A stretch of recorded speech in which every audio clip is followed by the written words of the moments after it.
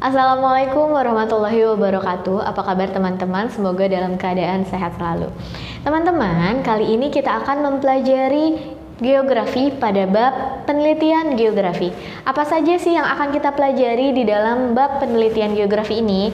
Antara lain ada fenomena geografi, pendekatan geografi, teknik pengumpulan data dalam penelitian geografi, dan lain sebagainya. Langsung saja teman-teman kita bahas satu persatu. Oke teman-teman, yang akan kita bahas pertama adalah tentang fenomena geografi.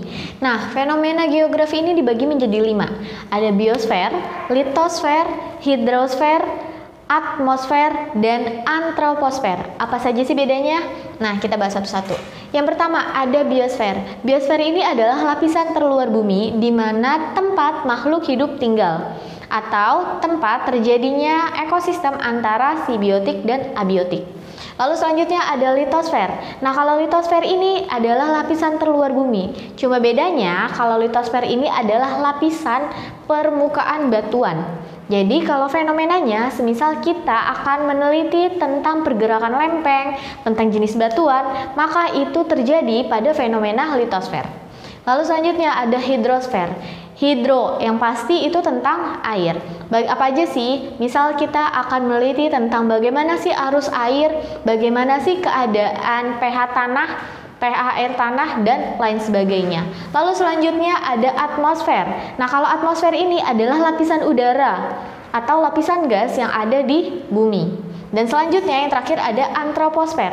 Antroposfer ini adalah kita meneliti tentang bagaimana sih sebenarnya hubungan antara si manusianya dengan lingkungan sekitarnya, dengan sosial budayanya, dengan ekonominya, dan lain sebagainya.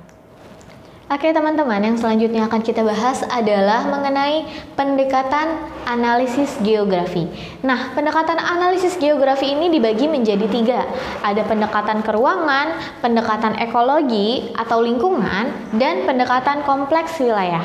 Nah, yang pertama ada pendekatan keruangan atau pendekatan spasial. Pendekatan keruangan ini mengkaji tentang aspek hubungan yang ada di muka bumi, seperti lokasi, lalu ada bagaimana sih kondisi alamnya dan sosial budayanya.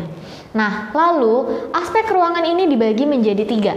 Ada aspek pendekatan topik, pendekatan aktivitas, dan pendekatan regional. Kalau pendekatan topik ini menganalisis tentang permasalahan yang terjadi di masyarakat. Seperti kalau misalnya sekarang lagi trennya tentang COVID-19.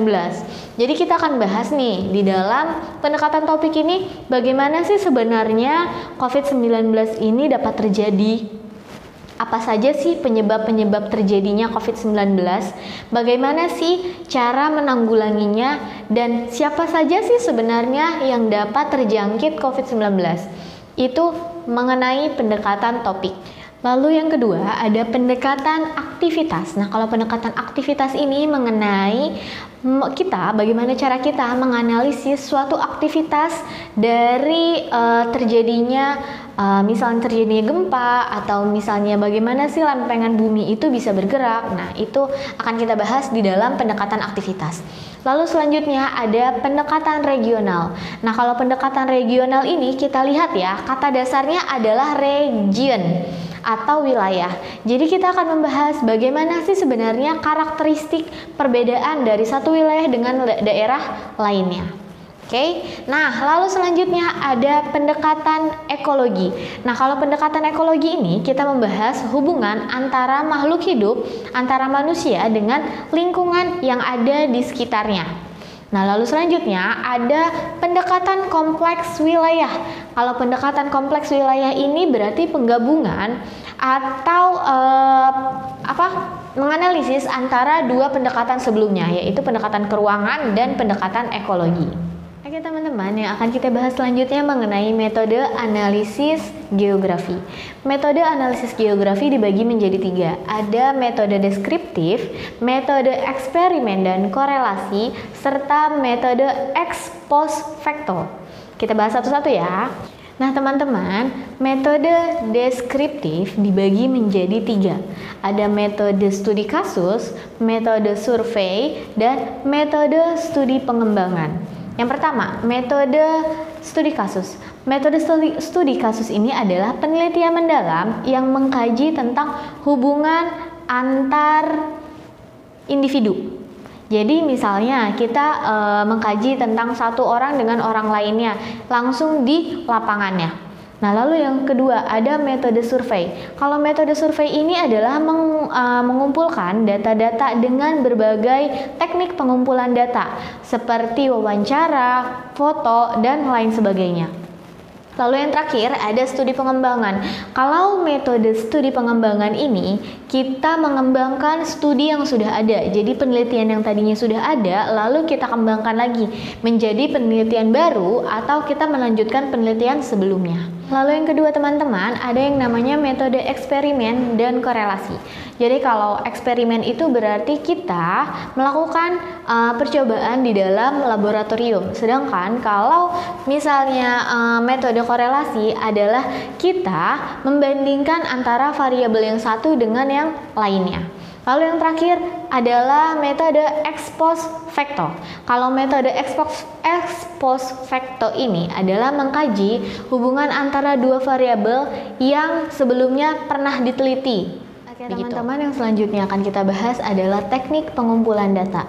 Nah, teknik pengumpulan data di dalam penelitian geografi ada beberapa. Yang pertama ada observasi lapangan. Apa sih observasi lapangan? Observasi lapangan ini adalah tentang bagaimana seorang peneliti mengamati langsung objek telitiannya di lapangan. Lalu selanjutnya ada wawancara. Wawancara ini adalah si peneliti mengajukan langsung pertanyaan kepada si responden. Nah, wawancara dibagi menjadi 3. Ada wawancara berstruktur, yaitu wawancara yang pertanyaannya sudah tersedia yang dibuat oleh si peneliti. Sedangkan kalau wawancara tidak berstruktur itu adalah wawancara langsung yang sifatnya adalah spontan. Nah, lalu yang selanjutnya ada kombinasi. Jadi kalau kombinasi ini adalah penggabungan antara wawancara berstruktur dengan yang tidak berstruktur. Jadi misalnya si peneliti sudah memiliki susunan pertanyaan, lalu ketika ada pertanyaan spontan maka diajukan secara langsung. Lalu selanjutnya ada kuesioner. Nah, kalau kuesioner ini adalah pertanyaan yang diberikan kepada responden tidak secara langsung atau melalui misalnya email atau melalui orang ketiga gitu. Lalu selanjutnya ada studi dokumenter. Nah, kalau studi dokumenter ini adalah pengumpulan data yang sifatnya adalah fisik. Jadi misalnya adalah foto, terus arsip dan lain sebagainya. Dan yang terakhir ada studi kepustakaan. Jadi di dalam penelitian itu ada yang namanya studi kepustakaan, yaitu literasi dari buku-buku yang berhubungan dengan penelitian kita. Tuh. Oke teman-teman, yang selanjutnya kita bahas mengenai teknik analisis data dalam geografi. Nah, yang pertama ada data kualitatif. Nah, kualitatif ini diidentikan dengan kata deskripsi. Jadi data kualitatif adalah data yang berupa mencatat, mengorganisasi, mengelompokkan serta menyimpulkan data. Tuh. Nah, cara dalam teknik analisis data kualitatif ada 3, ada reduksi data, display data, dan kesimpulan. Kalau dalam reduksi data ini kita memilih dan mencari yang mana sih sebenarnya yang relevan dengan penelitian kita. Yang kedua ada display data. Display data ini berarti si peneliti sudah mengelompokkan antara satu bagian dengan bagian lainnya yang mana yang akan dia teliti lebih jauh.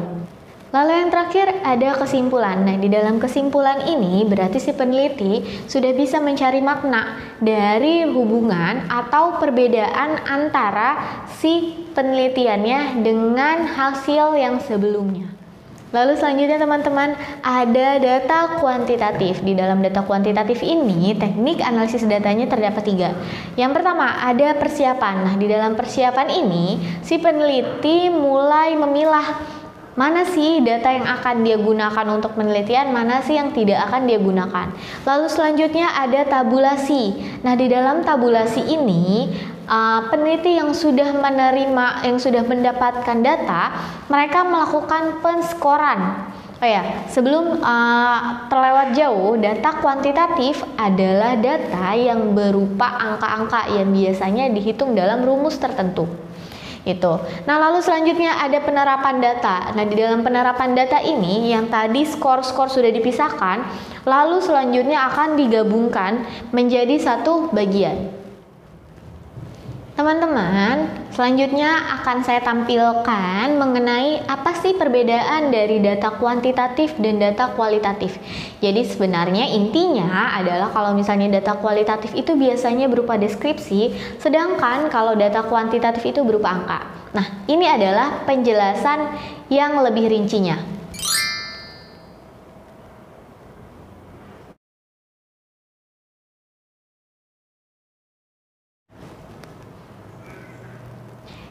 Ya teman-teman, sekian dulu pembicaraan kita mengenai penelitian geografi. Nah, di materi selanjutnya kita akan membahas masih sama di bab penelitian geografi, tapi tentang bagaimana sih kita menyusun penelitian, bagaimana sih caranya, lalu bagaimana sih sebenarnya penelitian kita dapat dipublikasikan. Nah, itu akan kita bahas di part selanjutnya. Oke, sekian dulu yang dapat saya sampaikan. Kalau misalnya ada yang bertanya, silahkan hubungi saya. Terima kasih. Wassalamualaikum warahmatullahi wabarakatuh.